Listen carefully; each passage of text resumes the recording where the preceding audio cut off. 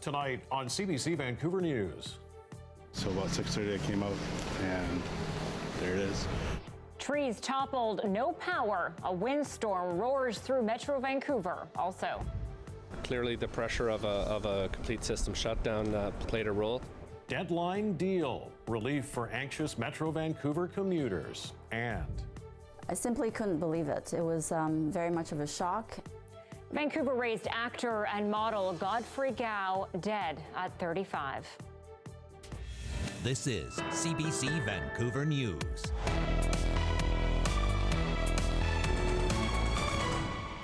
good evening. With many people still cleaning up from last night's powerful windstorm, word that more strong winds are expected tonight. More on that in a minute. First to the storm that toppled trees and knocked out power to thousands. Andrea Ross is live tonight at Sunset Beach. So Andrea, what are conditions like right now? Well, it's still a bit windy here at Sunset Beach, but it's certainly nothing like it was last night. That's when a major windstorm rolled in and caused a lot of problems, much of them on the North Shore. For many residents on the North Shore, the day started with a cleanup. Luckily, it didn't fall on anything or anybody, and I just chopped it into pieces and going to take it away.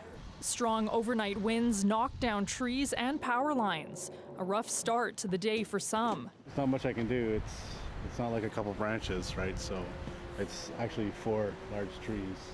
BC Hydro says customers on Bowen Island, the Sunshine Coast, the North Shore, and in the Tri-Cities area lost power. The hardest hit area was the North Shore, and at the peak of the windstorm, there were 22,000 people without power.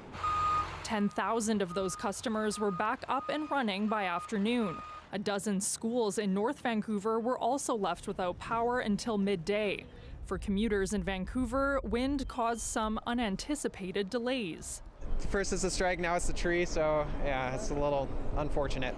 A fallen tree halted SkyTrain service in Coquitlam. Buses were brought in as crews cleaned up between Burquitlam Station and Coquitlam Central Station. The debris was cleaned up fairly quickly, but BC Hydro says it's a good reminder to be prepared for next time. We're urging customers to get a kit, make sure there's 72 hours of water and food in that kit, along with extra batteries and other supplies. So while the winds have died down now, there still could be some cleanup left to do. So BC Hydro says if anyone sees any downed power lines in particular, stay far away from them and call 911. Mike, Anita? All right, Andrea, thanks very much. Andrea Ross live at Sunset Beach tonight. Okay, time now to bring in Brett Soderholm. And Brett, those were some pretty powerful gusts. They certainly were, and again, was very regionally dependent. If you look at this map of peak wind gusts that I put together for what we've seen today on Wednesday, you'll notice at the airport, we only got up to about 44 kilometers an hour, but certainly Howe Sound and places on the North Shore definitely exceeding 90 kilometers an hour. And Abbotsford as well, really worth drawing some attention to that. It is still gusty as we speak. You can look at some of the sustained winds right now. This is live 6 o'clock, anywhere at about 30 kilometers an hour in Abbotsford, whereas it's only closer to 13 here in Vancouver. And some of our gusts, what you're going to notice is that the only one that's really showing up here is Abbotsford, where it's presently gusting up to 70 kilometers an hour. Now, there is still a wind warning in effect for all of these areas highlighted in yellow, and this includes our southern Gulf Islands and Victoria. But just to zoom in here, this does still apply to Surrey and Langley. Now, even though I do think it's going to be calming down over the next few hours, it is worth keeping in mind that we could still see some strong gusts. This would be the look at what we're going to be dealing with over the next 12 hours, and certainly, like we saw today, these winds constantly coming from the northeast. It's going to still be remaining gusty tomorrow morning into the Fraser Valley, and the trade-off now is that we are going to be dealing with some much colder temperatures all the way across the region. Tomorrow morning, expect temperatures to be right at about the freezing mark, but by the afternoon, lots of sunshine in the forecast, but we'll struggle to get about 5 degrees. Okay, Brett, thanks. Talk to you in a bit. Sounds good. Well, a last-minute, late-night handshake put the brakes on a union-planned 3-day shutdown of Metro Vancouver buses and the C-Bus. Now to the relief of more than 350,000 people who rely on them every day. The buses were operating for the morning commute. CBC's Joel Ballard takes a look at how the threat of bus stoppage affected local university students and what could be done down the road to prevent it. Grayson Lee takes the bus a lot, to and from school. So when a bus service strike was proposed, he quickly jumped into action. My plan was essentially to hire a charter bus company in order to shuttle students up the hill and back down safely. It would have picked up students at Production Way University Station and driven them up the hill. And it came at a cost, $1,300 a day. Lee booked 3 days' worth, knowing the strike might not happen. It is definitely an expensive risk. He struck a deal with the company that if there were no strike, the second 2 days would be refunded, but not the first, leaving him with a hefty bill. When looking at how much stress it was placing on a lot of my fellow students and friends, it was a risk that I was willing to take. This afternoon, the bus company gave him a full refund. It's just one of the examples of how people were forced to adapt to a full-service stoppage. And while a last-minute deal between the union and the employer meant bus service would return, it didn't erase a week's worth of worrying. I was super stressed, and knowing that it's back today literally probably saved my life. We depend on it. We need it to get to places. Raising the question around whether public transportation needs to become an essential service, meaning a full-on strike would be out of the question. The province says there's no plan for that. So I think the free collective bargaining works, but there are strict rules established by the Supreme Court of Canada when it comes to essential service. Essential service designations are based on risk to safety, health, and welfare. We haven't had a lot of consideration of what welfare means. Labor expert Tom Knight says what qualifies as welfare needs to be clarified. In a society such as ours, where everything is so interlocked, and we're becoming increasingly reliant on public transit. Knight says it's unlikely we'll see any action on this front, considering the ruling NDP's history with labor unions, adding their inaction during the transit strike could be seen as a positive. And the government made clear, no, we're going to let the bargaining process work, give it a chance to work. And that's one way of interpreting what we've just been through, is that the process works. Although Knight agrees, this won't be the last we hear about the argument. It's something that has to be debated. Joel Ballard, CBC News, Burnaby. Relief for a lot of transit users this morning. I woke up at 5:30 to go cover the strike, and I was also relieved that you didn't have the to deal cover was us reached, and I didn't have to go out at 5:30 in the morning. I fell asleep at just after midnight. They extended the deadline for the negotiations. I was monitoring Mirabane's tweets, and it felt like they were getting close. And then I heard the buses rolling this morning, and away we go. Here we are. Back in business.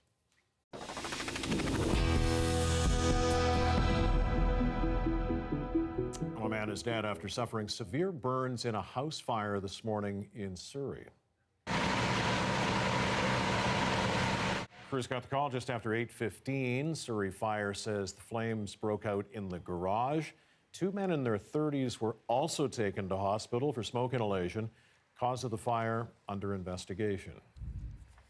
And an elderly pedestrian has life-threatening injuries after a collision in Burnaby this afternoon. RCMP say the driver stayed at the scene and is cooperating.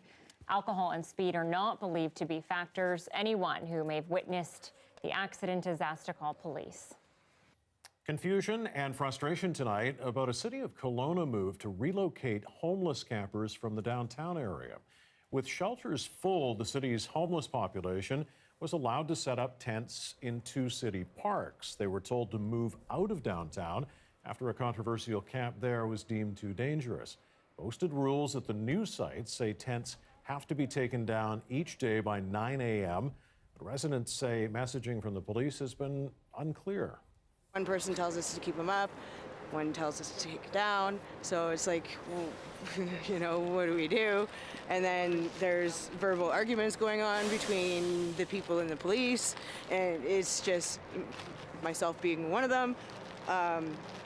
It is, like I said, mixed emotions is a big one. Security personnel will patrol the new camps every night between 6 p.m. and 10 a.m. A pair of Burnaby homeowners has been found not liable after someone slipped on their property, cleared snowy sidewalks 2 years ago. Darwin Dare fell and injured his neck and back. The retiree has since had surgery to fuse his spine. and suffers from some degree of paralysis. Dare sued the owners of the property for not complying with city rules to shovel and salt the sidewalk in front of their house. But a judge has ruled against him, citing an expert witness who said the cycle of freezing and thawing likely left the bare sidewalk vulnerable to the kind of melting that leads to black ice. Ride-hailing companies like Uber and Lyft are facing another challenge to entering the BC market. In trying to get more protection for drivers, a local union chapter wants the Labor Relations Board to decide whether ride-hailing drivers are employees or independent contractors. As it stands, companies like Uber and Lyft say their drivers are independent contractors, but the union says if they were designated employees, they would be protected by the Employment Standards Act. The union says labor laws not only protect drivers, but also the public and passengers. We now know when Andrew Weaver will be stepping down as leader of the BC Green Party. Weaver announced today he'll move aside in January, but will stay on as the member of the legislature for the Victoria area riding of Oak Bay-Gordon Head. Last month, he said he wouldn't be seeking re-election. Weaver expects an interim leader will be selected when the leadership contest gets underway in mid-January.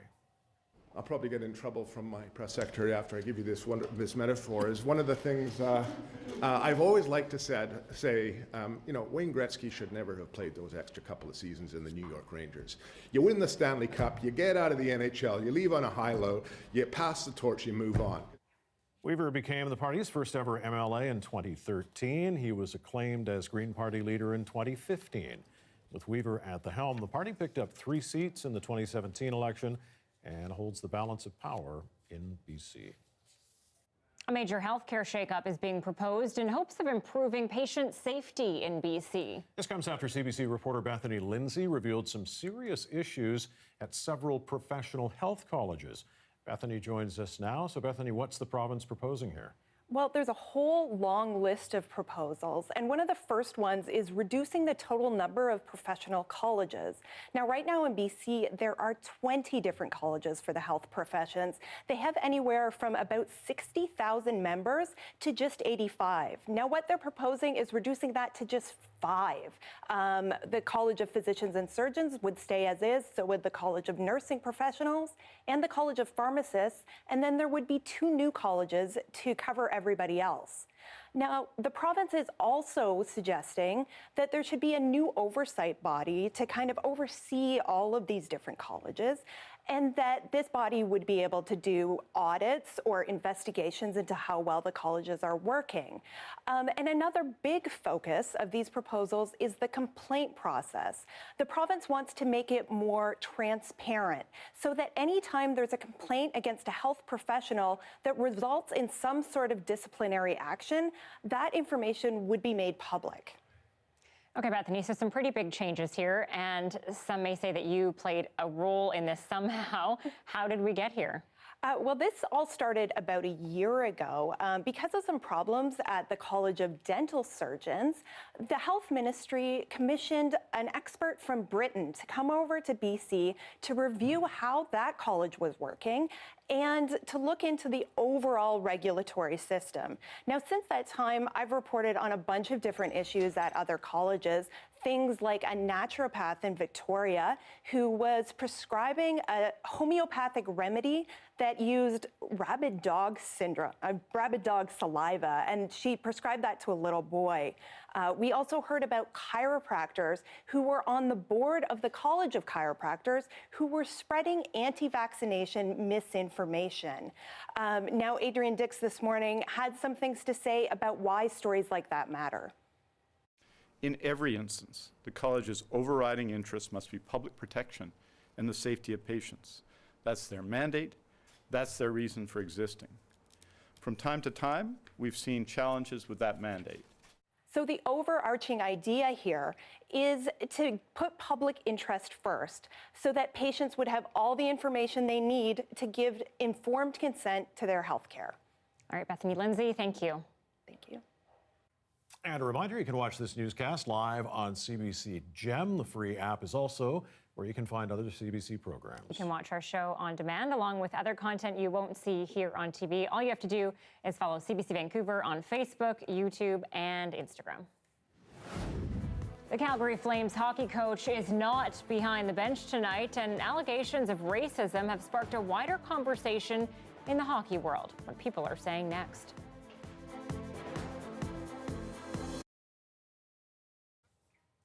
.614, thanks for staying with us online on our live stream, where we are here during the regularly scheduled commercial break on television. And tonight we are introducing you to the latest media stars. Yeah, the group gained stardom after strangers found them cuddled up to stay warm on a cold night in southern Ontario. Katerina Georgieva has the details. This is Serenity, and it was on a cold and snowy November night when she was found cuddling this litter of 5 kittens on the side of a county road, probably saving their lives. A driver spotted them in below zero temperatures and helped bring them here. The shelter says finding the animals in this way was definitely out of the ordinary. Very, very, very unusual. It's the first time it's happened to us. It was really, really cute and kind of a surprise. It's not clear how exactly they came to be together with no mama cat in sight. Obviously, the kittens found it very comfortable under the dog, so either she found them and nested with them, or they found her and decided she was a great source of heat. It was nighttime, it was a little bit chilly, and it was snowy. So I'm thinking the kittens thought it was a very good opportunity to stay warm. The shelter shared the story of Serenity and the kittens on social media, and ever since, they've been getting messages and calls from all over. It's just exploded. We have people emailing us from Texas, California, Europe, Australia. However, the animals were not in the best shape when they first arrived, underweight and flea infested. But they've been getting the food and medical care that they need. The kittens are now in foster care while Serenity waits to be adopted. Armstrong says the shelter has been dealing with some criticism for separating them. Yeah, we kind of knew that was going to happen. We just had to decide, do we keep her with us long enough to have the kittens ready at the same time? And ultimately, we think it's always better for the dog to get into their forever home as fast as possible. So we decided we're going to keep them separated. And once the kittens are ready to adopt, if the person who adopts the dog wants the kittens, obviously we'll facilitate this, but it's not a must. And the shelter has already received more than 30 adoption applications for Serenity. She's just goofy, energetic, wants to learn. Very smart. She's learned to sit in no time. Wants the interaction with people. Just a very social dog. So we just want to make sure that she ends up in her forever home and doesn't get bounced around. The hope is for all the animals to find great homes, warm homes, far from the cold side of the road where this story began. Katerina Georgieva, CBC News, Chatham, Kent. They're a good-looking boy. Hope they'll find a spot. Always a good media star. Yeah, A cute, cuddly animal. All right, we'll be back in just a couple of seconds with more news from across the country.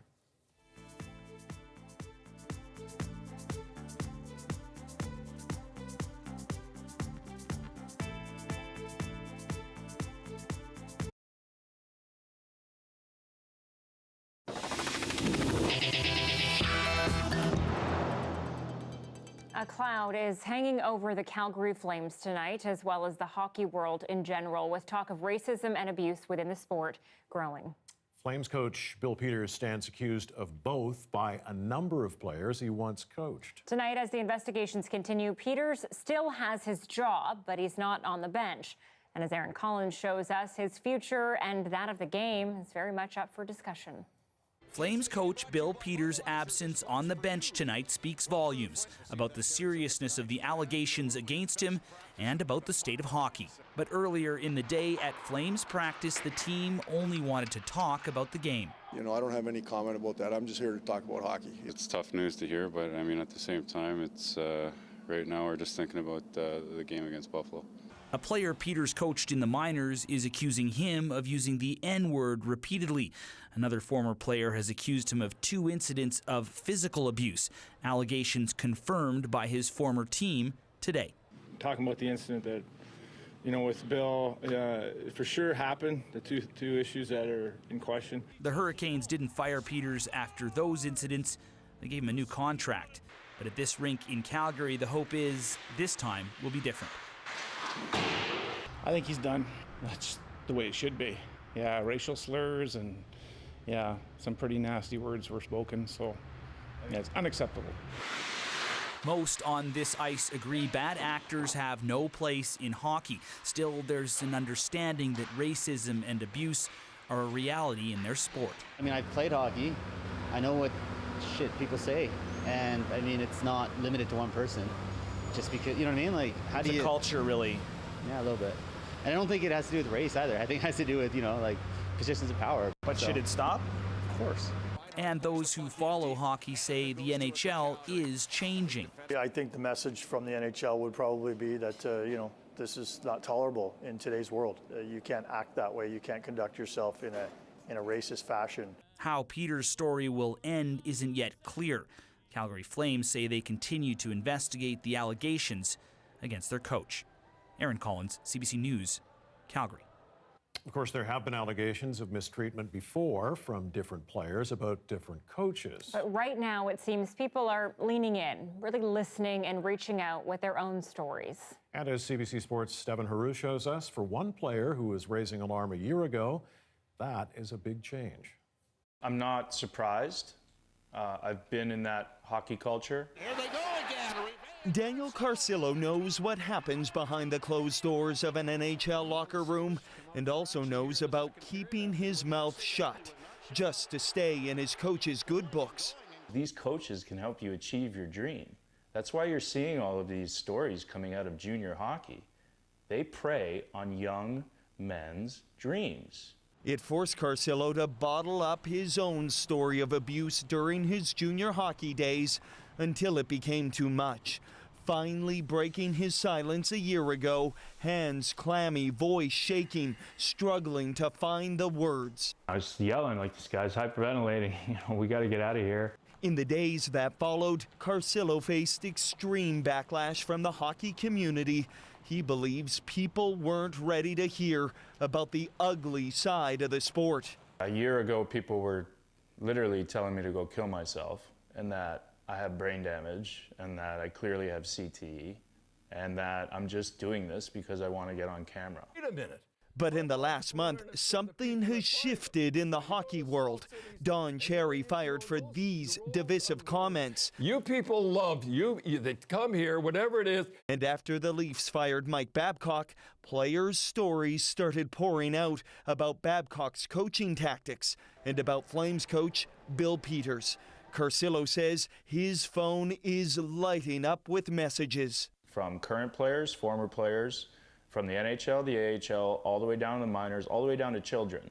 Tainted by abuse so scarring, it's changed his life forever. Stanley Cup glory, Carcillo says, means nothing to him now. Devin Haru, CBC News, Toronto.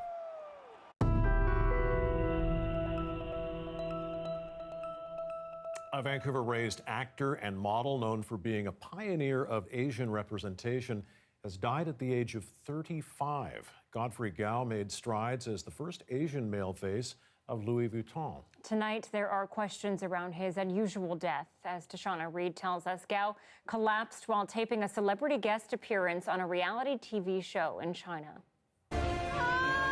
A-list celebrities and retired athletes face off in physical challenges on the Chinese reality show Chase Me. But today, the show faces a different reality after the death of a contestant, Taiwanese-Canadian actor and model Godfrey Gao. Taiwanese news outlets say this video shows the moments before the 35-year-old collapsed while running. Medics on site tried to revive him, but failed. Gao was pronounced dead in hospital. The news shocking for the Asian film community in Canada. Overwhelming shock and sadness. Raised in North Vancouver, Gao returned to Taiwan after university, where he took up modeling. In 2011, he became the first Asian male model for a Louis Vuitton campaign. Then he moved into television and landed big-budget film roles. A lot of Asian actors aspired to him and saw him as a role model. Canadian actor Simu Liu thanked Gao for breaking cultural and racial barriers. Actor Michelle Yeoh shared her own memories. But also on social media, concerns about reality TV shows in China not putting safety first. One prominent director said the show must be responsible, and an actress says she left the show citing exhaustion. Winnipeg-based actor Chelsea Mark has been on Chinese reality TV shows. It's up to you. There's no union set in place. There's no one protecting you. You have to protect yourself. Mark says as an actor, he has overlooked his own personal safety while on the job. I'm personally someone who takes challenges very personally. I'm like, yeah, I'll do it. I don't, let's do it for the show.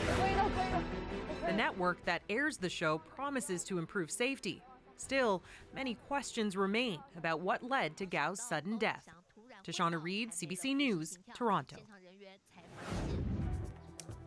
Well, we've heard this, suck it up, Buttercup, act like a man. But the bitter truth is, despite being told to be tough, many men are lonely. We tackle why and how to help them in our ongoing series, Still Lonely, next.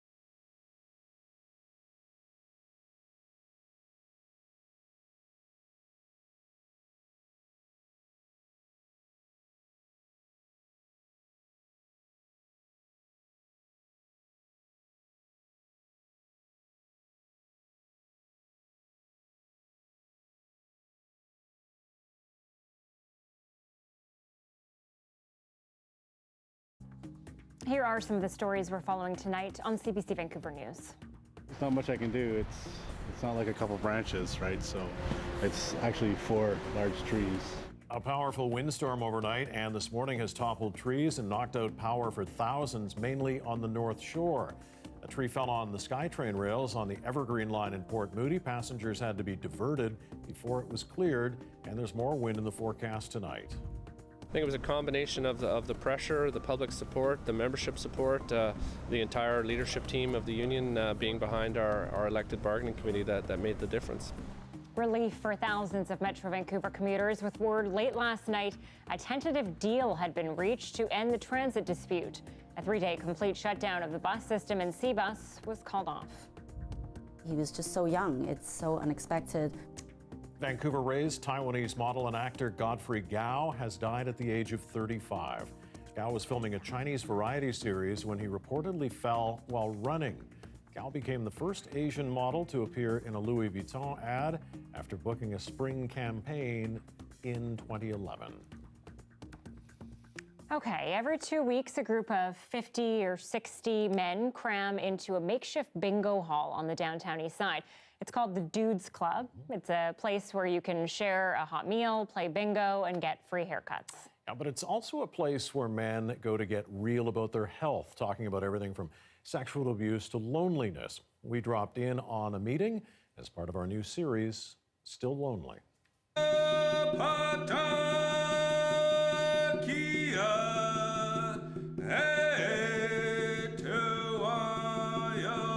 We invite men when they come in to take their armor off at the door. We've always said that, drop your armor.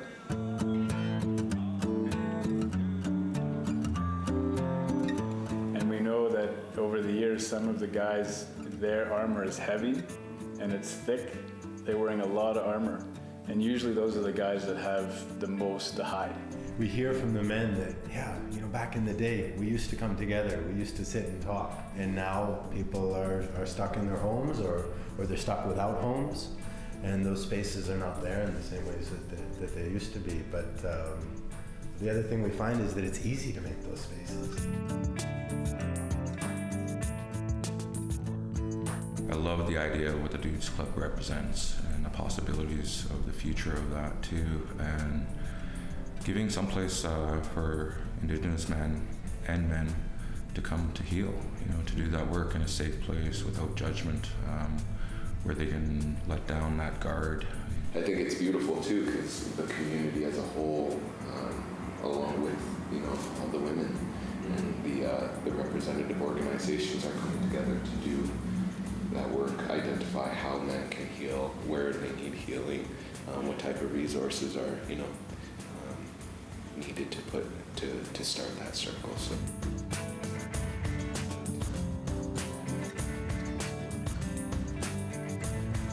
It's not a 12-step program. It's it's just men being men and letting them be and meeting them where they're at. And that's how it works. You present your version of masculinity and we're here to embrace you. If you're going to bring homophobia to the group or transphobia, this is not the group for you. This is not the space for you.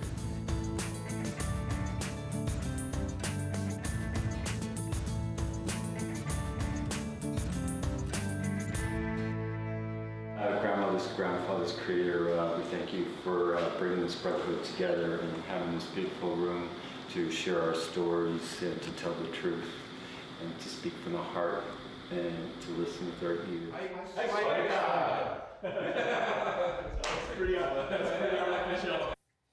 The series is really creating a conversation around things we often don't talk about. It's a good thing. Yeah, absolutely. Loneliness everywhere. This club's been around for almost 10 years now. Oh, wow. A lot of people wouldn't even know about it. And our series is Still Lonely is going to continue online and on television later this week. At 6:33, you're looking at a live shot of Portland, Oregon tonight. It is Thanksgiving south of the border, and that means Americans are on the move. Trouble is, stormy weather and lots of it, not making it easy for people to get around. We'll talk about that and our local forecast as well next.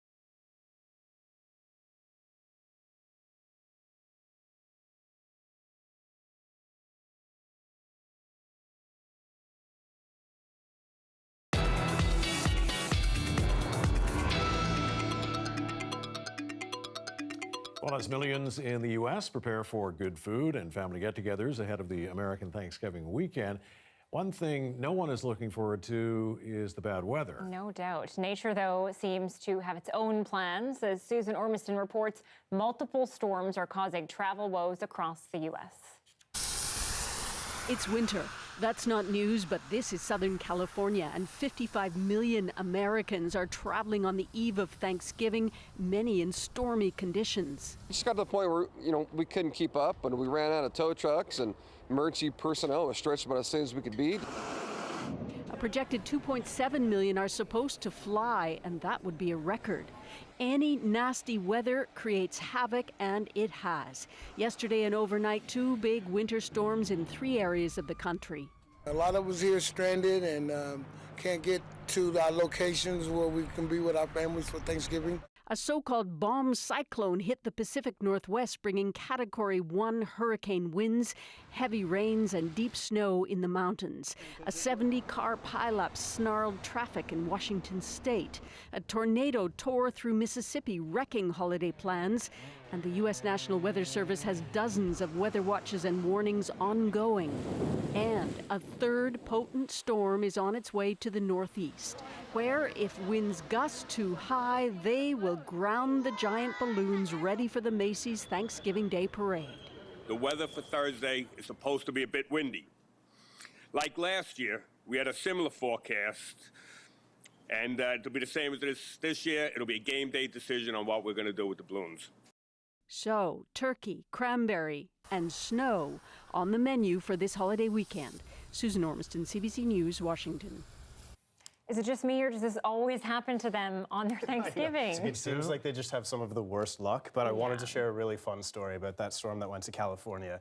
Parts of California just outside of LA, the mountains got too much snow for their ski resort to open today. Wow. Too much snow. Could you imagine having that problem? So instead, they're going to need to delay it, and it's going to open tomorrow, but the roads are looking so bad that they're not even sure if people are going to be there to enjoy it. Wouldn't that be a fun problem to have over here? I personally am getting quite excited for ski season. Even though we only have a couple of centimeters on those mountains, let's keep it going. We're getting there. Nevertheless, let's take a look this morning. Of course, it was windy. You're not necessarily going to be seeing that on this morning's time lapse. Certainly a few fast-moving clouds. And then kind of as usual, it's been clearing up quite nicely throughout the afternoons. And yeah, definitely wind, though, was the main story. And as I alluded to earlier, we're not completely out of the clear just yet. We are still going to be dealing with some stronger winds into the Fraser Valley tonight. But I did want to mention, this is a look right now at our special weather statement across BC, issued from Environment Canada. It's now extended the entire length of the U.S. border to Alberta to include the Kootenays, and this is because the winds are going to be quite strong there tonight, whereas for us, it's going to be slowly calming down. Now, what that means, though, as it transitions from being a wind story, it is now instead going to be a cold story. So we're just going to be continually dominated by this cold air for the remainder of the work week, and yes, probably even the majority of the weekend as well. So really, that Arctic air is going to be coming into play more so tomorrow, lasting throughout tomorrow night and even Friday night as well. These temperatures, when you look at Vancouver here, just as an estimate, about -2 as the overnight low. I honestly think it could be a bit lower than that for the next 2 nights, and we're not going to be seeing really any clouds in the sky throughout the overnight period or getting into the weekend. But here's the thing, and Mike, I'm doing this for you. I think for Saturday, we're probably going to get a rain-free day. What? This is, I know, it's unusual, but as of right now, the only thing I'm looking for is just a little bit of precipitation coming maybe late on the day on Sunday. So I can fairly confidently say that when you look toward this, it may not be perfectly sunny, but there isn't actually rain falling for the forecast on Saturday. Keep in mind, right before that, though, for Friday at the end of the work week, we're going to struggle to get to +3 degrees during the day. And overnight low is certainly going to be right around that -3 degree mark. So we're going to look for moderation into next week, but definitely we're into that cooler trend, and it's not going to be changing up anytime soon. I don't know, Mike. He's only fairly confident. But he might salvage his reputation as a weekend killer. Fingers are crossed. Thanks, Brett. You're welcome. Well, the talks are back on, sort of. The new NAFTA was supposed to be a done deal, so why are representatives from the U.S., Mexico, and Canada back talking again? That's next.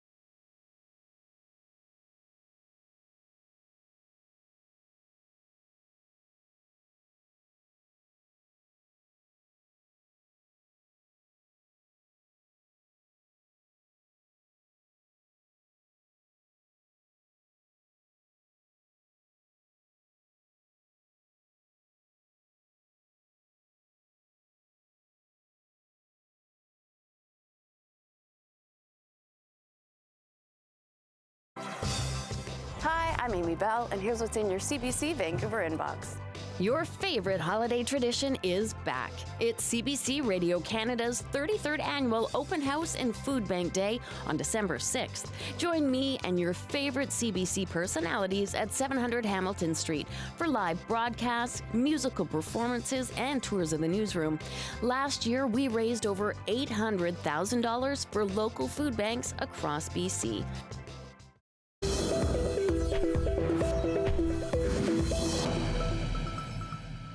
Chrystia Freeland was back in Washington, D.C. this evening to meet with American and Mexican officials as Canada pushes to get the new North American trade deal ratified. There was no announcement after her meeting, but as Katie Simpson reports, the progress made was important enough to get the key players in a room to discuss next steps. There may be progress, but there's no deal to announce just yet. Canada's Deputy Prime Minister Chrystia Freeland arrived in Washington for a one-hour meeting before hopping back onto a plane and heading back to Canada. However, from everything that we understand, this is seen as a crucial meeting as the Americans take one step closer to actually ratifying NAFTA. As many Canadians are very well aware, the Democrats have been negotiating with the Trump administration to add some tweaks to NAFTA. They want to add some more provisions to help enforce stronger labor standards in Mexico.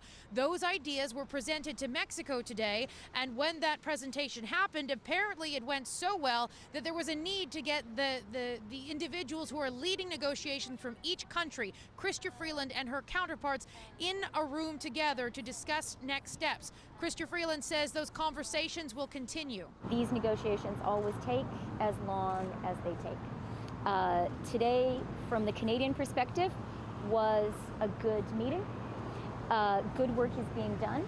That's why we came here to meet with Ambassador Lighthizer and Ambassador Seda in person to support all the efforts being made.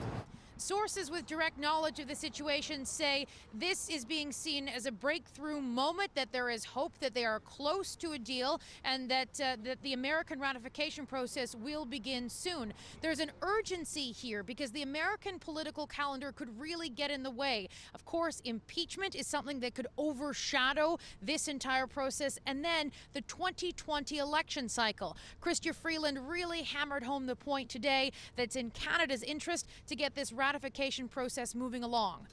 Katie Simpson, CBC News, Washington. Police in Hong Kong have been combing through a university campus at the center of a 10-day siege.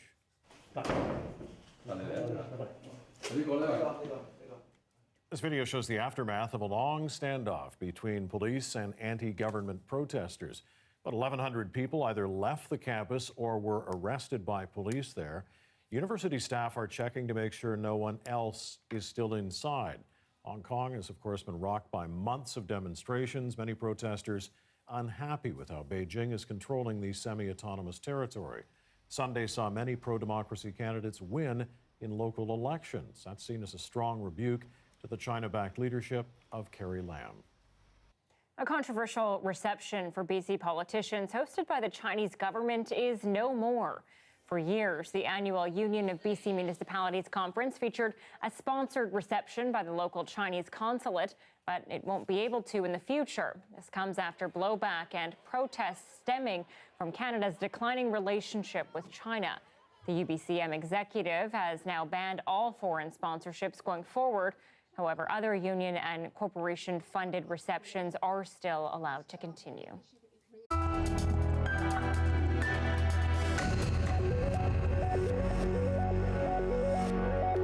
CBC News has learned Chinese tech giant Huawei has been spending big money funding research at Canadian universities. It's given more than $56 million to at least 17 schools over the past 5 years. But as Peter Armstrong reports, it is raising some concerns about who's really benefiting from the technological innovations done in our top universities. In a cramped Markham lab, Huawei researchers push the boundaries of the next generation of technology. All three researchers are products of Canadian universities trying to put their studies to work in the real world. A real world where Huawei is fighting against accusations that it's a very real threat to the security of Western nations. We start creating a prototype and coding in order to show how feasible it is. Huawei employs some 1,200 people in Canada. Nearly 1,000 of those are doing R&D. The company's VP of Corporate Affairs says Huawei is one of Canada's top spenders on information and communication technology research. We would be, if not the biggest, then certainly one of the two biggest. To do that, it's partnered with some of the biggest universities in Canada. CBC News has found 17 schools have had some kind of financial relationship with Huawei. Simon Fraser University in BC has agreements worth $8.5 million. The University of Alberta has deals worth $7.7 million. Waterloo tops the list with more than $15.3 million. U of T with more than $6.5 million. All told, Huawei is spending more than $56 million at Canadian universities. Huawei says it's committed to keeping the information in the public domain. The researchers who collaborate with us have the ability to commercialize the research themselves. What are the terms under which the patents are assigned, and are they being done in a way that are coherent with the Canadian government's foreign policy, foreign national security objectives? Critics say the universities must have guidance. Frankly, the government of Canada has fallen down catastrophically because it's just meant that no one knows exactly what they should be doing. The federal cabinet has only just been appointed, but these questions around Huawei, its research, and how Canadians will use the next round of technology must be at the top of the list of priorities. Peter Armstrong, CBC News, Toronto. An image shared by police officers in the Durham region, a community east of Toronto, is sparking some strong reaction. In an exclusive interview with CBC News, the police chief is calling the image posted on a Facebook group hateful and repulsive. Shanifa Nasser has details. I had a chance to sit down with him for close to an hour to talk about this, and he was visibly emotional, saying this image that was shared doesn't represent the men and women of his force, but says he knows that when people see it, it will damage their trust in them. It shows two stick figures who appear to be in police uniforms. They're standing over another stick figure with a brown or black face. One is holding a gun, the other a stick. The caption reads, "My dad is my hero." Now, this was posted in a private Facebook group. It's made up of current and retired members, but it's not an official police page. The person who shared the image with us said it was posted around the time of the DeFonte Miller trial, the young black man who was allegedly beaten by an off-duty Toronto police officer and his brother. I asked the chief how it made him feel to know that some of his members could think that posting an image like this was okay. We've worked so hard as a police service to reach out to our community and to create a sense of inclusion, not only within the service, but in the community. It's offensive, it's repulsive. Yeah. I see you getting emotional. What's going on there?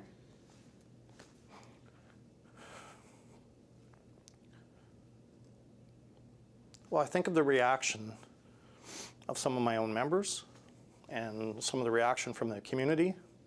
And I think, you know, in some respects, you think you've made such headway. And something like this comes along and you go, what are people thinking? I don't know. We spoke to community members who were outraged. One told me she's not at all surprised by this, but it just adds to the lack of trust she has for the force. That's horrible. And that could have been my son. I'm so mad. That's awful. Black families in this Durham community, and I'm quite sure all of Ontario, are terrified of the police. You don't know what to make of them. She wants whoever did this to be disciplined and named publicly. And for his part, the chief tells us the post has been taken down. We also know he sent out an internal memo saying there is zero tolerance for this kind of behavior. What we don't know is whether the people who posted it or liked it are active members of the force or if they're retired. I want to stay at least this shape. I don't want to go back where I was. She is the swole septuagenarian who's become a viral sensation. We'll introduce you to this 73-year-old from Ontario who went from hating being in photos to becoming an Instagram sensation.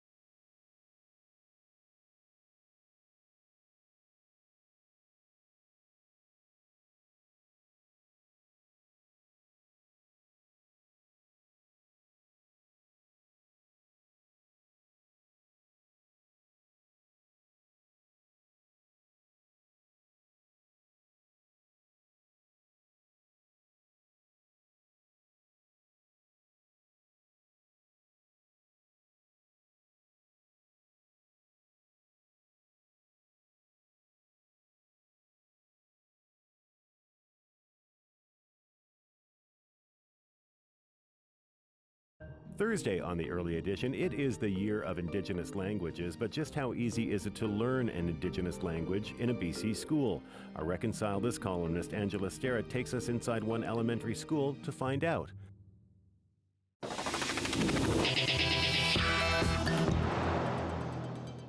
Okay, she's pushing 75 in age and hundreds of pounds in weights. Weights, yes. 3 years ago, Ontario's Joan MacDonald weighed almost 200 pounds, and she had growing health problems. Now, the only things growing are her biceps and her Instagram following. She spoke to CBC News about her transformation. Take a look. Mom is demonstrating the deadlift. Beautiful. Well done. There's no age limit, really, to what you can do. You put up your own barriers. It's a mental thing. 6. Over the years, as my family left, I guess I started snacking more. And I ended up on medication for high blood pressure, bad cholesterol, acid reflux. I guess it was just me being as big as I was and just not happy with myself. And it had to change. It just had to change because it was going downhill. Now I can look in the mirror and I'm happy. Sorry.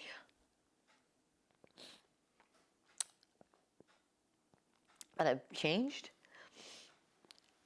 I look better than I did. Try to keep your chin neutral. I'm happier with my life. Yeah. Yeah. Nice tight. And I strive to be better.